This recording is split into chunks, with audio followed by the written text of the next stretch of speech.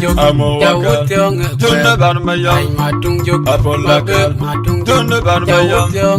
Apolaka Tunne Barmayam Apolaka Tunne Barmayam Apolaka Tunne Barmayam Apolaka Tunne Barmayam Apolaka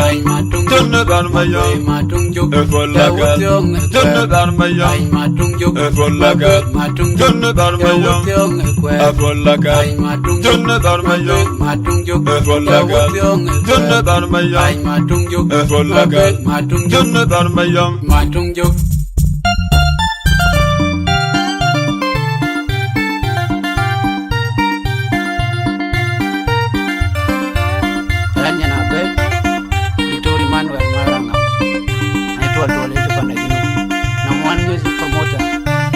Fransau Promotion Company. Yo, the baddest producer Paul, I production in the house.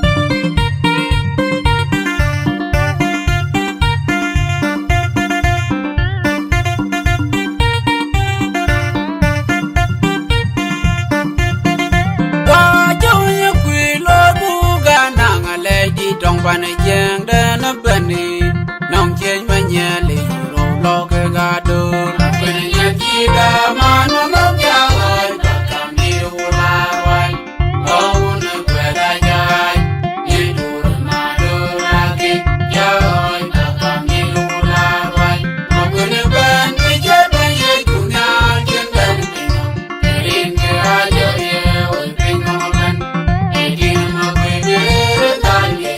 Kerin ke ajo ye Oi bayaban Wajahnya kuiloi buga nanga lady tong bana yang dana bani nong jeng manya lady rolo ke gado bana yang tiga mano nong jawai bakam di ularwai kau ne kweda jai nyedur madur lagi jawai bakam di ularwai bana ban di jada ye dunia jeng bani minum erin ke ajo ye oi bingung ban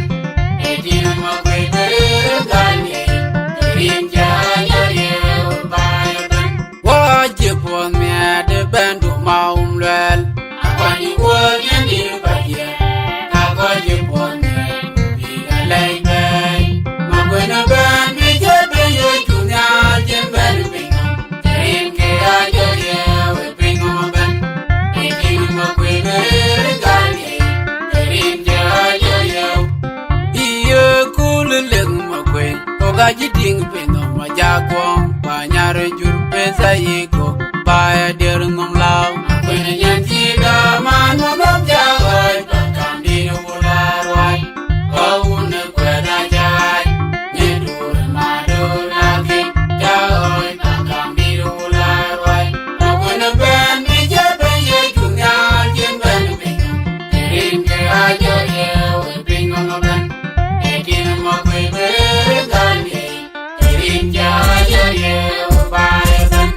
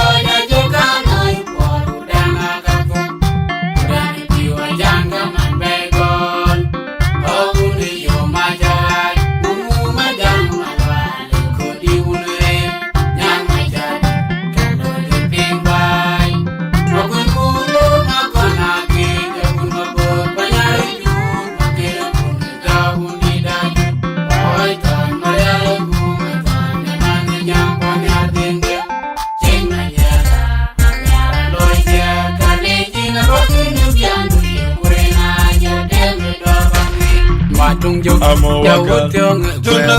ay ma tung juk mabek ma tung juk ya wutyo nge kwe ay ma tung juk mabek ma tung juk ya wutyo nge kwe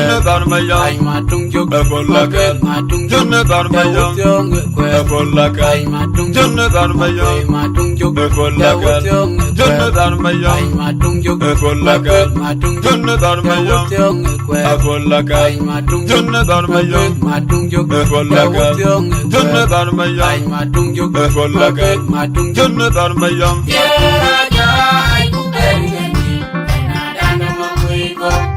oye kwe nong jo ay chine ma kwe na baka mo ko je bene dewi nan por kunani pero oye jo kan ay por dan ma ka ko dan ti wa janga man be gon o ni yo ma jai ma jang ma wa ko di unere nyang ma jai kan o ding bai ma ko ku lo ma ko na ki ke ku no bo pa nya ri ju ma ke ku ni ka ku ni da ju oi ta ma ya ku ma ta ne ma ni nyang pa nya ding de chen ma nya la nya lo ye ka ni ji na ba ku ni bia ni ku re na je de me do kong ni wa jo nya ku lo bu ga na nga le di tong ba ne jeng de na ba ni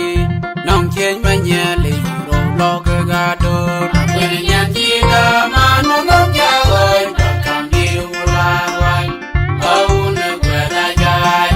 ye du ma do la ke ja oi ba kam di u la wai mo ku ne ban ni ja ba ye ju nya chen ben be in ke a jo ye oi bring ma ban e di no mo ku be ta ye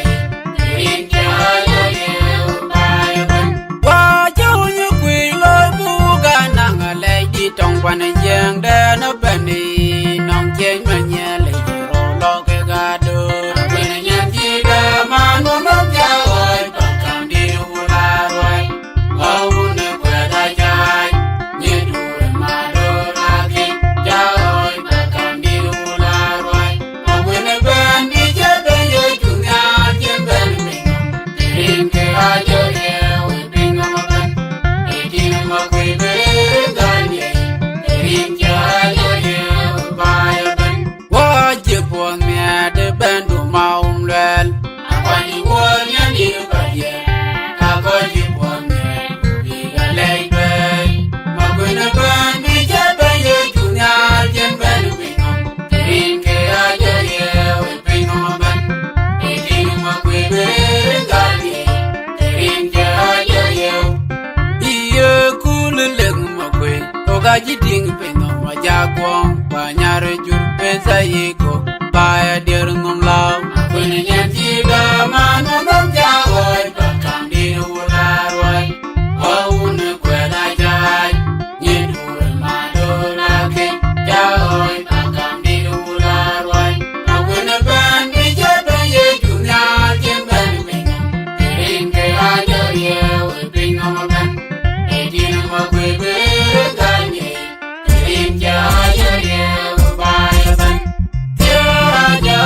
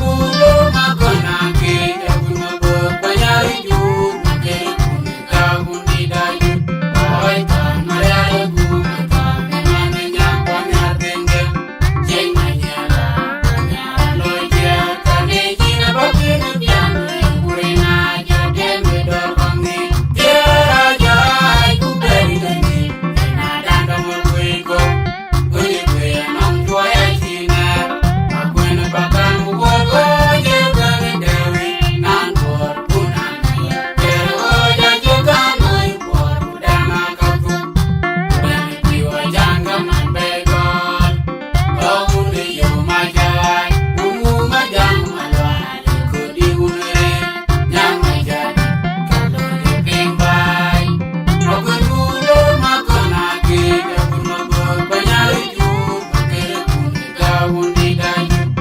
oi kan ayalo ku kan nanya kwanya denga jeng manyala nyara loja kaleji na bakina bianu kurena ya deme dorbangi matung jog ya wutyong Tunne ban mayam matung jog Apolaga matung Tunne ban ya mayam wutyong Apolaga matung Tunne ban mayam matung jog ya Apolaga wutyong Tunne ban mayam matung jog Apolaga matung Tunne ban mayam Apolaga matung Tunne ban mayam matung jog Apolaga Tunne ban mayam matung jog Apolaga matung Tunne ban mayam Apolaga matung Tunne ban mayam matung jog Apolaga Tunne ban mayam matung jog Apolaga matung Tunne ban mayam